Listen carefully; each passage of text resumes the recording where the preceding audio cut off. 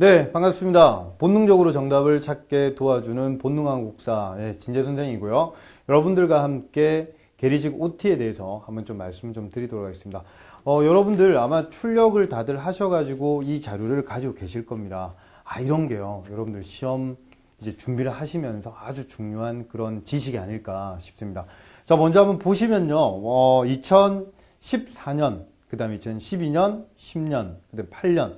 한 4회차 분야, 부류에 있어가지고, 계리직에 대한 전반적인 사항이 다 적혀 있는 그런 자료들인데요. 그 중에서 제일 첫 번째 자료를 한번 보시면은, 그 시대사와, 그 다음에 주제사 따라가지고, 어떻게 기출문제가 좀 나왔는지를 알 수가 있습니다. 그러니까 여러분들이요, 먼저 시험 문제 어떻게 출제가 됐는지를 알고 계셔야지 공부할 때 이런 거 있잖아요. 와, 고지가 저기다! 이래가지고 막 뛰어나가야지 여러분들 되지. 그냥 무조건 돌격! 이렇게 해서 나가다 보면 국사 과목이 얼마나 방대합니까? 그러니까 여러분 공부하시는 게 너무 힘드시고, 그리고 어떤 게 중요하고 어떤 게 안 중요한지를 여러분들 분류를 좀 잘 하셔야 되니까 이런 것들을 좀 설명 좀 드리고요. 그리고 우리가 이 개론적인 내용에서 한번 좀 말씀드리지만 좀 우리 선조들에게 죄송합니다. 맞죠? 우리가 이 부분은 중요하고 이 부분은 중요하지 않다. 그 명량 영화 보셨습니까? 거기 보면은 제일 마지막에 이런 대사가 나오죠. 우리가 이렇게 개고생인 거를 후손들이 알까? 막 이런 부분이 있습니다. 맞죠? 그러니까 윤봉길은 중요하고 이봉창은 중요한데 나머지 사람들은 안 중요하다. 이런 식으로 좀 가는 게 약간 좀 어폐가 있긴 하지만 그분들한테는 죄송하지만 시험에 자주 출제되는 부분, 그런 분들 이제 위주로 해서 우리가 좀 수업 진행을 좀 할 거고요. 그리고 한번 자료를 보시면요. 그 내용에서 이런 게 있습니다. 자, 제일 먼저 아직까지 이제 공부가 조금 안 되신 분들을 위해서 한번 간단하게 설명 한번 드린다라고 한다면 국사를 우리가 크게 두 개로 한번 좀 나눠 볼 수가 있습니다. 하나는 정근대사가 있고요. 또 하나는 이제 근현대사가 있습니다. 그럼 이 두 개 구분은 정근대사와 근현대사 구분은 한 1863년 한 요 정도부터라고 보시면 되겠습니다. 1863년이 이제 고종이 즉위하죠. 여러분들 태정태세 문단세 혹시 옛날에 외우신 기억이 드십니까? 그때 제일 마지막 왕 두 명, 고종, 순종.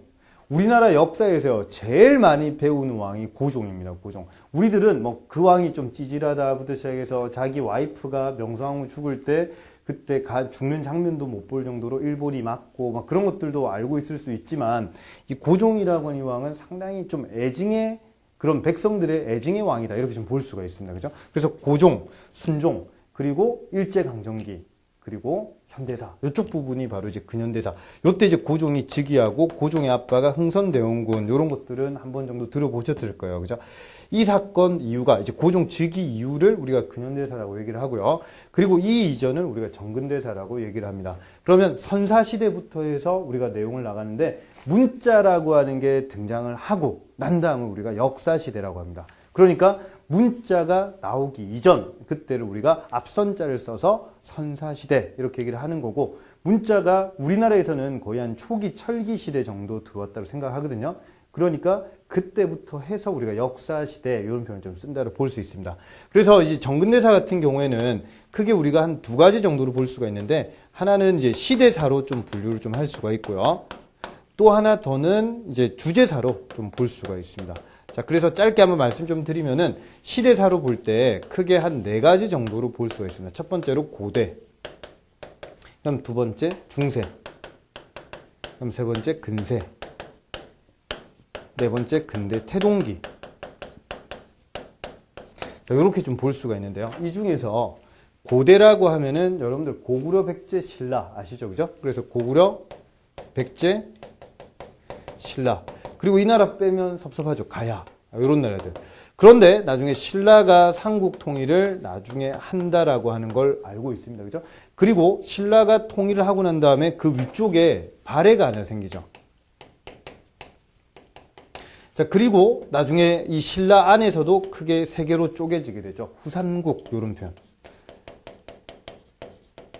그래서 이 후삼국을 통일한 나라가 종국에는 고려가 된다. 이런 내용까지가 이제 고대 내용이고요. 그러면 중세 내용은 고려라고 보시면 돼요. 그러니까요. 고대가 공부하기 제일 힘들겠죠. 엄청나게 많은 나라가 나오고 왕 이름들. 지증왕. 어느 나라 왕이야. 법흥왕.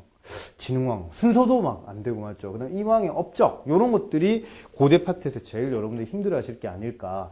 그리고 중세 파트는 고려 내용인데 여러분들이 제일 약한 왕이 고려 왕입니다. 맞죠? 고려에 보면은 광종과 성종과 공민왕과 막 이런 왕들이 나오는데 도대체 어떤 시기의 왕인지 기억이 잘 안 나실 거예요. 그래서 단독으로 볼 때는 중세가 제일 좀 어렵다라고 합니다. 그 이유는 우리가 조선의 왕들은 태정태세 문단세 이거 다 외우잖아요. 맞죠? 근데 고려 같은 경우는 왕 역사 위주로 가는 게 아니라 조금 나중에 가시다 보면은 이민족의 침입사입니다. 그러니까 10에서 11세기의 거란, 한 글자로 줄여서 요, 12세기의 여진, 한 글자로 줄이면 금, 13세기의 몽골, 징, 생각나시죠? 징기스칸, 맞죠? 그게 이제 13세기 원, 14세기의 왜구와 홍건적인데 왜군요, 이 쪽발이들은 엄청나게 쳐들어오게 되는 거죠. 그래서 우왕 때 거의 한 180회 정도, 그 다음 공민왕 때는 거의 한 막 360, 70회 정도 바닷가에 출몰을 했으니까 이런 세력을 나중에 막으면서 등장하는 세력이 신흥, 무인 세력.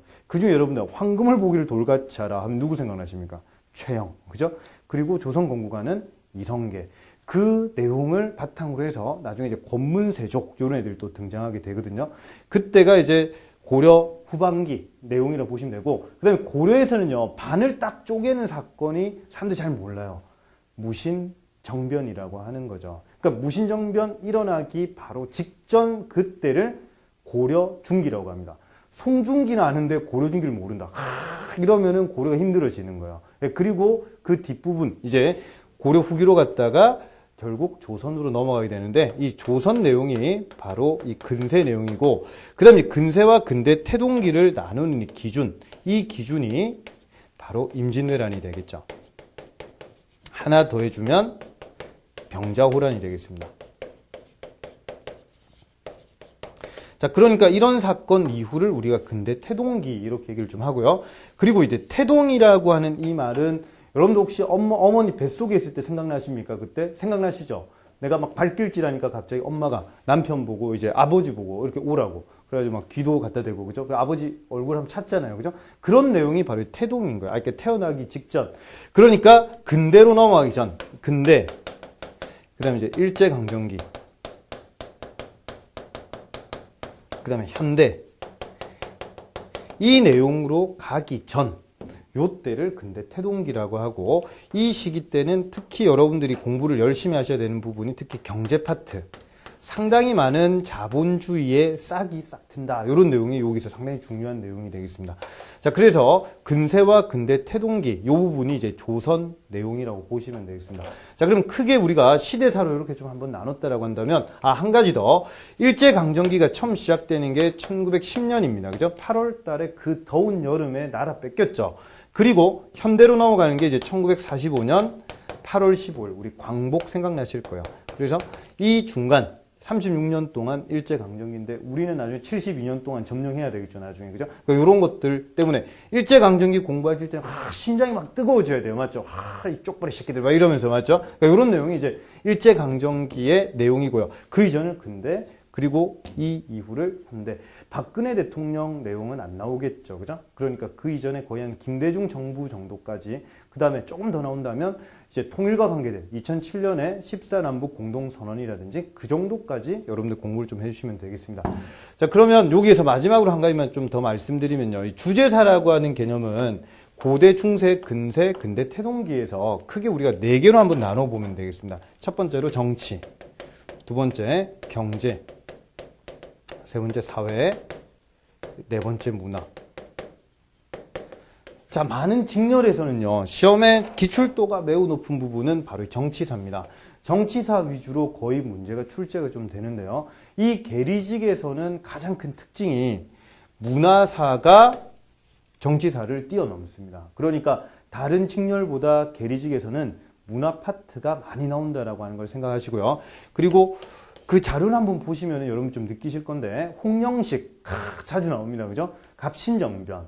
그러니까 우정국 생각나시죠? 우체국의 첫 시작이 바로 홍영식이 문을 열었기 때문에 이 사람에 대한 중요도는 절대 놓치면 안 된다라고 하는 거고, 그 다음에 이제 키워드 용어 중에서 여러분들 꼭 정리하셔야 될 게 이제 봉수라든지 봉수대 이런 표현 들어보셨죠? 그 다음 파발이라든지, 그 다음에 또 시험 문제 2014년도에 보면은 약간 좀 어렵게 출제된 것 중에 하나가 문화유산과 관계된 문제가 1번으로 좀 출제가 됐습니다. 그래서 세계 기록유산 11개, 그 다음에 이 세계 기록유산이 11개인데 2개가 또 더 등재가 됐죠. 2015년에, 그죠? 그러니까 이 두 가지도 같이 여러분 정리를 좀 하셔야 되고, 그리고 또 세계 문화유산과 관계된 게 11가지가 있습니다. 그 문화유산 관계된 것도 나중에 정리를 좀 하셔야 되고요. 그 다음에 또 한 가지 세계 기록유산이 또 어마어마하게 있어요. 그 세계 기록유산, 그 다음에 세계 문화유산, 그 다음에 세계 무형유산이 있거든요. 요게 이제 17개 정도 이렇게 되는데, 그런 게 일본으로 좀 출제됐으니까 아무래도 이제 관심을 좀 많이 가진 분이 합격률이 좀 높아진다. 이런 것들을 좀 볼 수가 있겠습니다.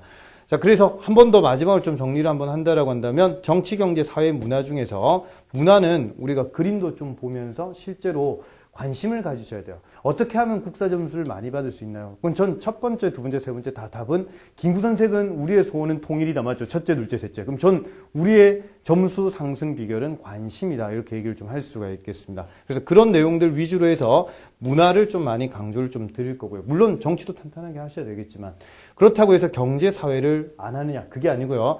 경제는 약간 좀 포인트 자체가 이 근대 태동기 파트가 약간 좀 주라고 보시면 됩니다. 그리고 사회는 정치가 좀 되시는 분들은 사회가 잘 따라와요. 그러니까 이 문화 부분을 상당히 여러분들 좀 어려워하시고 하는데, 이런 거를 관심 가지면서 내 걸로 좀 만들어 보자. 이런 내용이 되겠습니다.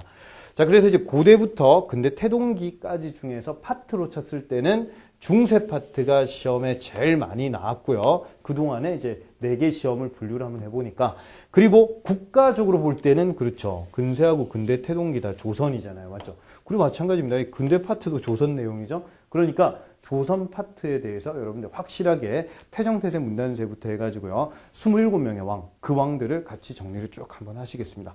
자, 여기까지 이제 OT 내용이었고요. 그래서 여러분들과 함께 그 내용을 바탕으로 해서 한번 탄탄하게 한번 내용을 좀 한번 들어보도록 하겠습니다. 자, 마지막으로 한 말씀만 딱 드리면요. 여러분들은 절대 좀 잡하게 능하시면 안 됩니다. 그러니까 처음부터 끝까지 큰 틀을 먼저 뼈대를 한번 치시고 난 다음에 거기에 살을 붙이는 작업을 하셔야지, 시험에도 나오지도 않는, 보도 듣도 못한 그런 것들만 막 잘하면서 아, 내가 국사를 잘한다라고 이렇게 좀 뻐기는 이런 국사는 조금 지양해야 되지 않을까 생각이 좀 됩니다. 그래서 제일 먼저 정치사를 탄탄하게 치고요. 그리고 특수 부위인 경제사라든지 사회사 이런 것들 함께 살로 만들어져 있는 그런 문화사, 그런 것들을 체계적으로 공부를 좀 하시면 분명히 이 계리직에서 점수 20개 중에서 18개 분명히 다 맞출 수 있다 생각을 좀 하시고, 기출문제로 훨씬 더 튼튼하게 여러분들을 한번 만들어 보겠습니다.